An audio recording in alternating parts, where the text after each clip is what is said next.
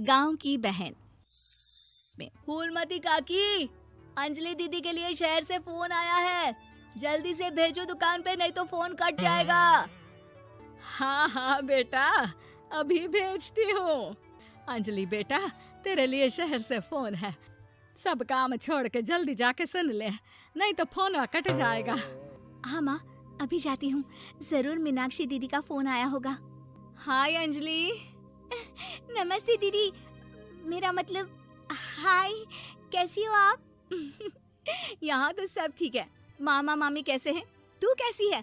मेरे तो एग्जाम्स होने वाले हैं, हर रोज कॉलेज जाना पड़ता है, lectures, extra classes, private coaching. ओ मैं तो इतना थक जाती हूँ, क्या बताऊँ। आपकी कॉलेज वाली बहन जी आपको इतना पढ़ाती है, तो घर कब जाती हैं आप दीदी? अरे नहीं नहीं, ये सब सिर्फ मेरी प्रोफेसर नहीं पढ़ाती, मैं अलग से दूसरे टीचर्स के पास भी पढ़ने जाती हूँ। दीदी फिर तो आप बहुत थक जाती होगी ना, आप ना पैदल मत जाया करो, टांगा ले लिया करो दीदी। नहीं मेरी भोली बहन, ना मैं पैदल जाती हूँ, ना ही यहाँ टांगा मिलता है, मैं बस से जाती हूँ और थोड़ी दूरी के लिए रिक्शा ले लेती हूँ। सच्ची? वहाँ पर टांगे नहीं बस चलती है? वाह, वो भी हर रोज? हमारे गांव में भी बस आती है, दिन में 2 बार। यही तो खास बात है शहर की, यहाँ बसें पूरा दिन दौड़ती हैं सड़कों पर, और सिर्फ बसें ही नहीं, कार, स्कूटर और ट्रक भी, और तो और थोड़ी दूरी पर तो हवाई जहाज भी है, जहाँ से हवाई जहाज आसमान में उड़ते हैं। अच्छा दीदी, मैं फोन रखती हूँ, बुआ जी फूफा जी को मेरा नमस्ते कहना। हाँ माँ, हम लोग शहर में क्यों नहीं रहते? बुआ जी, फूफा जी और मीनाक्षी दीदी तो शहर में ही रहते हैं। अरे क्योंकि तेरे बुआ जी की शादी शहर में हुई थी, इसलिए बेटा। शादी से पहले वो भी तेरे पापा और दादा दादी के साथ गांव में ही रहती थी। तो फिर बा, मुझे शहर भेज दो ना, मैं भी शहर देखना चाहती हूँ। इतनी बार मीनाक्षी दीदी से शहर के बारे में सुन चुकी हूँ, अब मैं भी वहाँ जाकर देखना चाहती हूँ। बस आप मुझे शहर भेज दो। ठीक है, इस बार गर्मियों की छुट्टियों में कुछ दिन रह आना शहर, अपनी बुआ के घर। अब तो खुश ना? हाँ माँ, बहुत खुश। आप देखना मैं शहर जाके कितने मजे करती हूँ। अंजलि अगले दिन स्कूल जाती है और वहाँ अपने सारे दोस्तों को अपने शहर जाने की बात बताकर चिढ़ाती है। अरे श्रद्धा, शीतल, सरोज, तुम लोग इन गर्मियों की छुट्टियों में कहाँ जा रही हो?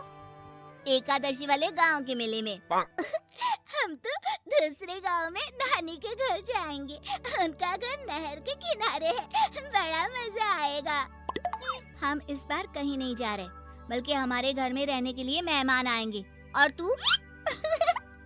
अरे मेरा क्या है, मैं तो बस पास वाले शहर जा रही हूँ, अपनी बुआ जी के घर, वहीं रहूंगी कुछ दिन। तुम लोग चिंता मत करना, मैं चिट्ठी लिखूंगी तुम सबको वहाँ से।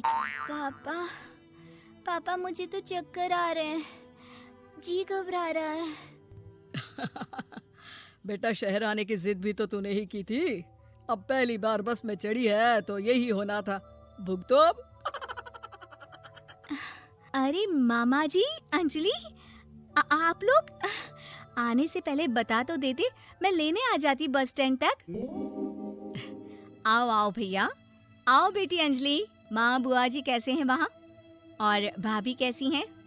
सब ठीक है, बस अंजलि जिद कर रही थी कुछ दिन आप लोगों के साथ रहने की, सो छोड़ने आ गया। दीदी, आप मुझे शहर घुमाने ले जाओ ना, मुझे भी शहर देखना है। हाँ हाँ चल, तैयार हो जा जल्दी से। अंजलि तैयार होने जाती है और कुछ देर बाद जब बाहर आती है तो अरे ये क्या कर दिया तूने, मार्केट तक ही तो जाना है, इतनी डार्क रेड लिपस्टिक, इतने बड़े बड़े झुमके और चूड़ियां और चेहरे पर इतना सारा पाउडर। मेरी बहन, ऐसे नहीं चलेगा, जा और ये सब हटा के आ। अरे कैसे, क्यों? मैंने शहर आने के लिए इतनी मेहनत से ये सब इकट्ठा किया था, और वैसे भी मैंने देखा है मोहल्ले की राधा काकी के टीवी पर एक फिल्म चल रही थी, उसमें हीरोइनें ना ऐसे ही तैयार होकर जाती है घूमने। सब पता है मुझे, मैं तो ऐसे ही जाऊंगी दीदी। अंजलि शहर की चकाचौंध को देखकर बहुत हैरान और खुश होती है। ऊंची ऊंची इमारतें, सड़क पर दौड़ती गाड़ियाँ, बड़ी बड़ी दुकानें, उसकी एक्साइटमेंट का ठिकाना नहीं था। दीदी, ये छोटा सा कमरा सड़क के किनारे क्यों रखा है? इसमें कौन रहता होगा? ये कमरा नहीं, पीसीओ है, पीसीओ। यहाँ पर लोग फोन करने आते हैं, सिक्का डालकर। ओह, हमारे गांव में तो दुकान पे ही जाते हैं बात करने। अच्छा चल, तुझे रेस्टोरेंट में खाना खिलाने ले चलती हूँ। Excuse me, 2 plate noodles please and 2 Cola. Meenakshi को ऑर्डर प्लेस करते हुए अंजलि बहुत ध्यान से देखती है और थोड़ी ही देर में ऑर्डर लेकर वेटर आ जाता है और खाना टेबल पर रख देता है। अरे, ये लंबी लंबी सेवइयाँ खाते कैसे हैं दीदी? और इसके साथ कोई अचार, प्याज, मूली कुछ भी नहीं दिया, बस ये छोटा सा पेट खुजाने वाला दे दिया है। गांव में तो छोटे छोटे चावल ही होते हैं जो कि हाथ से ही खा लेती हूँ। अब इसे कैसे खाऊं दीदी? एक्सक्यूज मी, एक चम्मच प्लीज, और लिटिल प्याज और अचार और मूली और एक गिलास मट्ठा, वो बाद में। हाँ, अब ये सब सुनकर आसपास बैठे लोगों को हंसी आ जाती है। मीनाक्षी भी अपनी हंसी किसी तरह रोकने की कोशिश करती है और वेटर मुस्कुराता हुआ वहाँ से चला जाता है। अंजलि समझ नहीं पाती कि सब किस बात पर हंस रहे थे, लेकिन वो छिप जाती है। दीदी, मुझे लगता है कि मुझे इन सेवइयों को ऐसे ही खा लेना चाहिए, इसी पेट खुजाने वाले कांटे के साथ। एक काम कर, तू मुझे खाते देख, जैसे मैं खाऊं तो भी वैसे ही खा ले। ठीक है दीदी। अंजलि खाते खाते नूडल्स में सिरका ज्यादा डाल देती है, फिर ऊपर से नमक दानी से खेलते हुए काफी नमक भी अनजाने में छिड़क लेती है।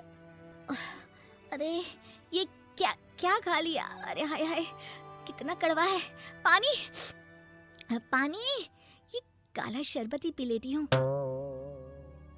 और जल्दबाजी में अंजलि जल्दी जल्दी कोला पी लेती है, जिससे उसके नाक में झंझनाहट होती है। दीदी, मुझे ले चलो यहाँ से। मैं ये सब शहरी खाना नहीं खा सकती। अब शर्म के मारे मीनाक्षी अपनी बहन को वापस घर ले जाती है और कहती है कि देख अंजलि, माना कि शहर और गांव एक दूसरे से बहुत अलग हैं, लेकिन इसका मतलब ये नहीं कि हमेशा शहर ही बेहतर हो और उस वजह से हमें वो सब करना पड़े जो हम नहीं कर सकते। शहर में सहूलतें तो हैं ही, पर चुनौतियां भी हैं। हम जहाँ भी रहें, हमें कभी अपने आप को कम या ज्यादा नहीं समझना चाहिए। और किसी भी नई जगह में ढलने में समय लगता है, उसके लिए तुम्हें दूसरों की नकल करने की कोई जरूरत नहीं है। बेटा, घूम लिया शहर या अभी और घूमना है? नहीं पापा, मैं अपनी गलती समझ गई हूँ। आप गांव ही ले चलिए मुझे।